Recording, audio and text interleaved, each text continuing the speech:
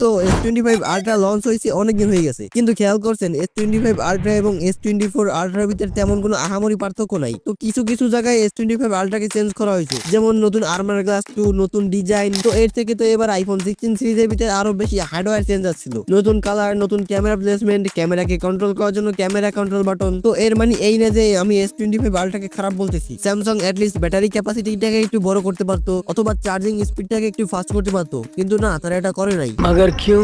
তারা S25 আলট্রার ভিতরে নতুন ফিচারের নামে ইচ্ছে মতো এআই ভরে দিয়েছে। কিন্তু এত এআই ফিচার আমাদের কাজে আসুক বা না আসুক, কিন্তু কোম্পানিগুলো এই এআই ফিচারটাকে অনেক পছন্দ করতেছে। কিন্তু কেন?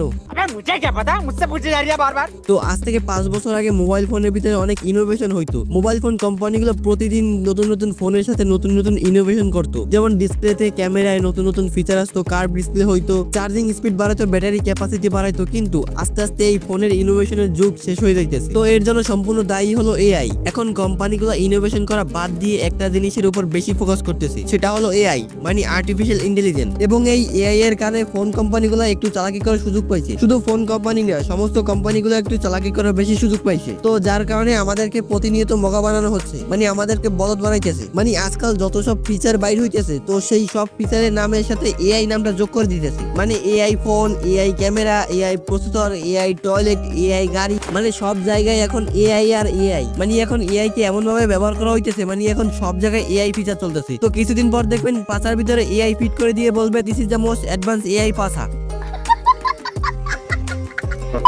মানে বর্তমানে এই এআই কে দরকার থেকে বেশি ব্যবহার করে ফেলতেছে। মানে এত এআই ফিচার দিয়ে আমরা কি করব? আর এই মোবাইল কোম্পানিগুলো এই এআই নিয়ে পড়ে আছে। মানে নতুন ফোন লঞ্চ করার সময় নতুন কি ফিচার আছে সেটা নিয়ে কথা বলার থেকে নতুন কি কি এআই ফিচার দিয়েছে সেটা নিয়ে কথা বলে বেশি। তো এর কারণ হচ্ছে তারা নতুন ফোন লঞ্চ করার নামে তারা তো নতুন ফোন দেয় না, তারা নতুন প্যাকেটে পুরনো মাল ধরিয়ে দেয় এবং ওই প্যাকেটের উপরে এআই এর স্টিকার লাগাই দেয়। তারপর আমাদেরকে মগা বানিয়ে বেশি টাকা নিয়ে যায়। কারণ ভাই নতুন ফিচারের নামে তারা শুধু এআই ফিচারই দিতেছে। কারণ বর্তমানে যত সব ফোন বেরিয়েছে, তো সেগুলোর ভিতরে ইনোভেশন বাদ দিয়ে সমস্ত এআই ফিচার ভরে দেওয়া হচ্ছে। কিন্তু এখন কথা হলো, আমাদের এত এআই এর প্রয়োজন না হওয়ার পরও কোম্পানিগুলো আমাদের হাতে এত এআই ফিচার ধরাই দিতেছে কেন? अबे मुझे क्या पता, मुझसे पूछी जा रही है बार बार। তো দেখেন, বর্তমানে এআই হলো একটা বীজের মতো, যেটা পরবর্তীতে একটা বড় গাছে পরিণত হবে। এবং বর্তমানে এই কোম্পানিগুলো এই এআই কে কাজে লাগিয়ে ভবিষ্যতে অনেক বড় গাছ তৈরি করার চিন্তা ভাবনা করতেছে। মানে আমি আপনাকে বুঝে বলতেছি। তো আপনারা 2013-14 সালে তো বিটকয়েনের নাম সবাই শুনছেন। তখন বিটকয়েনকে ভাই তেমন কোনো মূল্যায়ন করা হয় নাই, কিন্তু এখন দেখেন বিটকয়েন যে এত বড় মার্কেট তৈরি করে বসে থাকবে সেটা কেউ কল্পনাও করতে পারে নাই। তো তখন যদি মানুষ বুঝতে পারতো যে বিটকয়েনের ভবিষ্যতে অনেক মূল্য বাড়বে, তাহলে তখনকার সময় সবাই বিটকয়েনের উপর বেশি বেশি ইনভেস্ট করতো, আর এখন সব মানুষগুলো এখন কোটিপতি থাকতো।